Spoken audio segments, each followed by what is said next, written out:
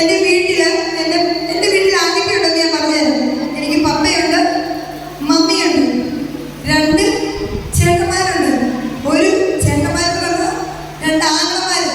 ഈ ചേട്ടന്മാർ പറഞ്ഞ ചിലർ ഭർത്താക്കന്മാരെയാണ് ചേട്ടന്മാർ, 2 ഭർത്താക്കന്മാരും 2 ബ്രദേഴ്സ്. അപ്പോൾ 2 ആങ്ങളമാരുണ്ട്, ഒരു ചേച്ചിയുണ്ട്. എൻ്റെ വീട്ടിൽ ഞങ്ങൾ 4 മക്കളാണ്. എത്ര മക്കളാ? 4 മക്കളാണ്. അതിൽ 4ാമത്തെ ഇളയ മകളാണ് ഞാൻ. എൻ്റെ പ്ലസ് ടു കഴിഞ്ഞ് കഴിഞ്ഞപ്പോഴാണ് ഞാൻ എൻ്റെ യേശുവിനെ ശരിക്കും ഒന്ന് അറിഞ്ഞത്. അറിഞ്ഞു കഴിഞ്ഞ് ഞാൻ എൻ്റെ കോളേജിലേക്ക് പഠിക്കാൻ പോയി.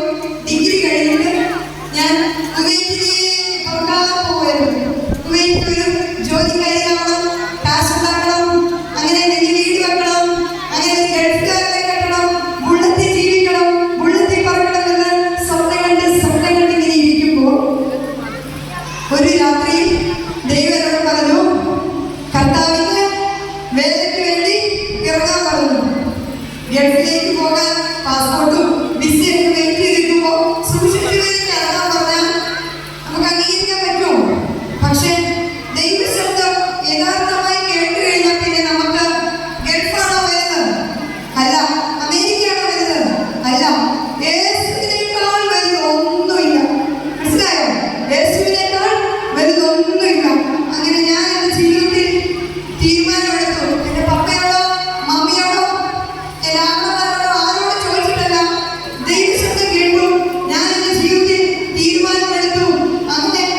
അന്ന് രാത്രി ഞാൻ എൻ്റെ കർത്താവിന് വേണ്ടി സമർപ്പിച്ചു. അങ്ങനെ കർത്താവിന് വേലയ്ക്ക് വേണ്ടി ഇറങ്ങി. വീട്ടുകാരോട് പറഞ്ഞു, വീട്ടുകാരെ സമ്മതിച്ചു, എൻ്റെ ചർച്ചിലൊക്കെ സമ്മതിച്ചു. അങ്ങനെ ഞാൻ എൻ്റെ വീട് എവിടെയാ? മലപ്പുറത്ത് നിലമ്പൂർ എന്ന് പറഞ്ഞ സ്ഥലത്താണ് എൻ്റെ വീട്. അവിടെ നിന്ന് ഞാൻ തിരുവല്ലയിലേക്ക് വൈദ്യ കോളേജിൽ പഠിക്കാൻ പോയി. ഞാൻ ഒരു പെന്തക്കോസ്ത് കുടുംബത്തിൽ ജനിച്ചു വളർന്ന വ്യക്തിയല്ല. എൻ്റെ കുടുംബത്തിൽ ഒരു പാസ്റ്റർമാരില്ല, എൻ്റെ കുടുംബത്തിൽ ഒരു സുവിശേഷകരില്ല. പക്ഷേ ദൈവം തന്ന ദർശനപ്രകാരം ഞാൻ ബൈബിൾ കോളേജിൽ പഠിക്കാൻ പോയി.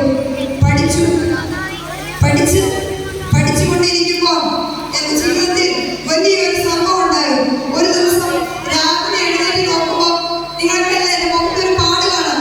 ഒരു ദിവസം ബൈബിൾ കോളേജിൽ സംഭവിച്ച രാവിലെ എഴുന്നേറ്റ് എൻ്റെ മുഖത്തൊരു പാട്. നിങ്ങളൊന്ന് ആലോചിച്ച് നോക്കും. 20-21 വയസ്സ്, നല്ല യൗവന പ്രായം. നമ്മളിങ്ങനെ കർത്താവിന് വേലയ്ക്ക് വേണ്ടി ഇങ്ങനെ ചുറുചുറുക്കോടെ ഇറങ്ങി കഴിയുമ്പോൾ നമ്മുടെ ജീവിതത്തിൽ ഒരു കാര്യം സംഭവിക്കുമ്പോൾ എന്തായിരിക്കും? നമ്മൾ പകച്ചു നിന്നു പോകും. ഇതുപോലെ എൻ്റെ മുഖത്തും ഒരു പാട് വന്നു. ഒരു പക്ഷേ ഏറ്റവും കൂടുതൽ മുഖത്തൊരു പാട് വന്നാൽ ടെൻഷൻ അടിക്കുന്ന ആരാണ്? ആൺകുട്ടികളാണോ പെൺകുട്ടികളാണോ?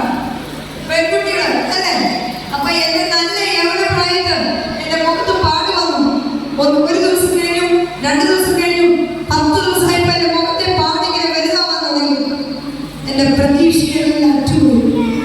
ഞാൻ വിചാരിച്ചു യേശു എന്നെ കൈവിട്ടു. ഞാൻ വിചാരിച്ചു കർത്താവിന് എന്നോട് സ്നേഹമില്ല. കാരണം കർത്താവിന്റെ വേലയ്ക്ക് വേണ്ടി ഇറങ്ങി തിരിച്ചിട്ട് ഒറ്റയ്ക്ക് തീരുമാനമെടുത്തിട്ട് എന്നോട് ദൈവം എന്തിനാ ഇങ്ങനെ ചെയ്തേ എന്ന് ഞാൻ ചോദിച്ചില്ല.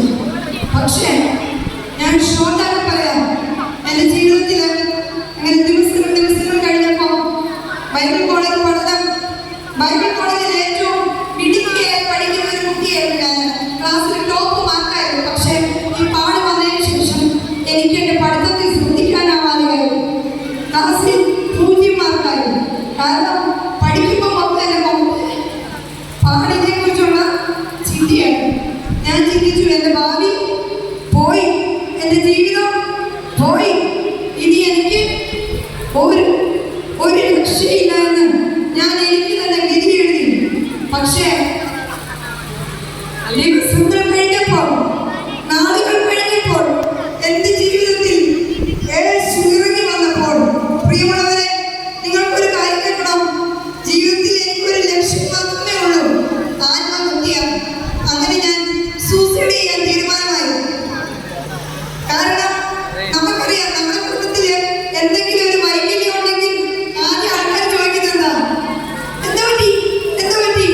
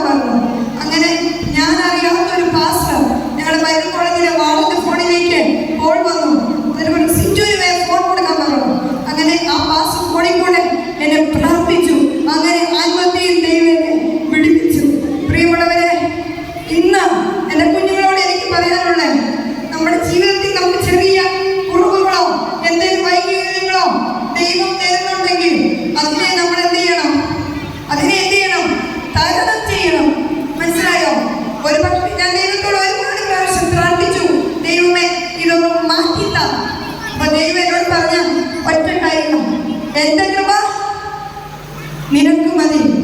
കാരണം അന്ന് മുതൽ ഇന്ന് വരെ ഈ പാടുകൊണ്ട ഞാൻ ഈ കേരളം മൊത്തം ഓടുന്നത്. പ്രിയമുള്ളവരെ, ആത്മഹത്യ ചെയ്ത് ജീവിതം തീർക്കാനുള്ളതല്ല. മനസ്സിലായോ? ജീവിതം തോറ്റുകൊടുക്കരുത്. നമ്മൾ ജീവിക്കണം, ജയിക്കണം. ആർക്ക് വേണ്ടി? നമ്മുടെ യേശുവിന് വേണ്ടി. നിങ്ങൾക്കൊരു കാര്യം കേൾക്കണോ? അന്ന് ഞാൻ മരിച്ചിരുന്നെങ്കിൽ ഇന്ന് നിങ്ങളുടെ മുമ്പിൽ നിൽക്കുമായിരുന്നോ? നിൽക്കത്തില്ല. ഞാൻ എവിടെ പോയേനെ? ആത്മഹത്യ ചെയ്തവർ എവിടെ പോകും? നരകത്തിൽ പോയതേ. എന്റെ മുൻപിൽ ഇതുപോലെ എത്രയോ കുഞ്ഞുങ്ങളിലേക്ക് എന്റെ ദൈവത്തിൽ ഓടിക്കാനുണ്ടായിരുന്നുവെന്ന് എനിക്ക് തിരിച്ചറിയാൻ പറ്റിയില്ല. അതുകൊണ്ട് എന്റെ പൊന്നു കുഞ്ഞുങ്ങളെ, നിങ്ങളുടെ ജീവിതത്തിൽ എന്തെങ്കിലും കുറവുകളോ വിഷമങ്ങളോ ഉണ്ടെങ്കിൽ തളരരുത്. യേശു നമ്മളെ സ്നേഹിക്കുന്നു. യേശു നമ്മുടെ കൂടെ ഉണ്ട്. അങ്ങനെ ഞാൻ എന്റെ ജീവിതത്തിൽ ഒറ്റപ്പെട്ടിരുന്നപ്പോൾ എന്നോട് എന്റെ കർത്താവ് പറഞ്ഞ ഒരു കാര്യമാണ്. നമ്മളെല്ലാവരും നെഞ്ചത്ത് കൈവച്ച് ഒരു കാര്യം പറയാറില്ലേ? എന്താ പറയാ? ഒറ്റയ്ക്കല്ല, ഒറ്റയ്ക്കല്ല, യേശു കൊണ്ടുകൂടെ. അതെ, നമ്മൾ ആരും ഒറ്റയ്ക്കല്ല. മനസ്സിലായോ? നമുക്ക് പപ്പയുണ്ടാവും, മമ്മയുണ്ടാവും, അച്ഛനുണ്ടാവും, അമ്മയുണ്ടാവും, സഹോദരങ്ങളുണ്ടാവും. പക്ഷെ ചില സമയത്ത് നമ്മൾ ഒറ്റപ്പെട്ടു പോകും. പക്ഷേ ആ സമയത്ത് ആരുണ്ട്? യേശുവിനുണ്ട്. മനസ്സിലായോ? യേശുവിനെ നിങ്ങൾ ആശ്രയിച്ചാൽ നിങ്ങളുടെ ജീവിതം ഒരിക്കലും തോറ്റുപോകില്ല. അങ്ങനെ ഞാൻ എന്റെ സുവിശേഷ വേദിയിൽ കർത്താവിന് വേണ്ടി ഒരുപാട് കാര്യങ്ങൾ ചെയ്യുവാൻ തുടങ്ങി. അങ്ങനെ ഞാൻ എന്റെ ജീവിതത്തിൽ തീരുമാനമെടുത്തു. ഞാൻ വിവാഹം കഴിക്കുകയാണെങ്കിൽ ഒരു സുവിശേഷ വേലക്കാരെ വിവാഹം കഴിക്കുന്നത്. അങ്ങനെ ഞാൻ ആ ഒരു തീരുമാനത്തോടെ കാത്തിരിക്കുന്ന വ്യക്തിയാണ്.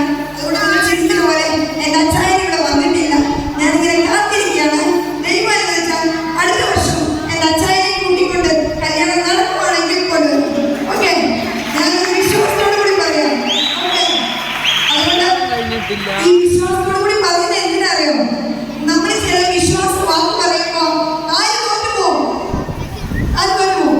പിശാച് തോറ്റുപോകും. അതുകൊണ്ട് എന്റെ ജീവിതത്തിൽ ഇത്രയും കുഞ്ഞുങ്ങളെ മുമ്പിൽ വെച്ച് ഞാൻ വിശ്വാസത്തോടു കൂടി പറയുന്നത് എന്തിനറിയോ? വിശ്വാസം നമ്മുടെ അകത്ത് വേണം. മനസ്സിലായോ? നമ്മൾ എപ്പോഴും വിശ്വാസത്തോടു കൂടി സംസാരിക്കണം. നടക്കും. എന്റെ ജീവിതത്തിൽ ദൈവം അത്ഭുതം പ്രവർത്തിക്കും. എന്നെ യേശു സൗഖ്യം ആക്കും. യേശു എന്നെ രക്ഷിക്കും എന്ന് നമ്മൾ വിശ്വാസത്തോടു കൂടി സംസാരിക്കണം. ഒരു പക്ഷേ നിങ്ങളുടെ വീട്ടിൽ നിങ്ങൾ ഒറ്റപ്പെട്ടവരായിരിക്കും. നിങ്ങൾ ചിലപ്പോൾ പല രോഗത്താൽ പോകുന്നുണ്ടായിരിക്കും. നിങ്ങൾ ചിലപ്പോൾ നാളെ റിസൾട്ട് അറിയുമ്പോൾ എന്തായിത്തീരുമെന്ന് ടെൻഷനിൽ ഇരിക്കുന്നവരായിരിക്കും. പക്ഷേ എന്റെ പൊന്നു കുഞ്ഞുങ്ങളെ, ഭാരപ്പെടരുത്.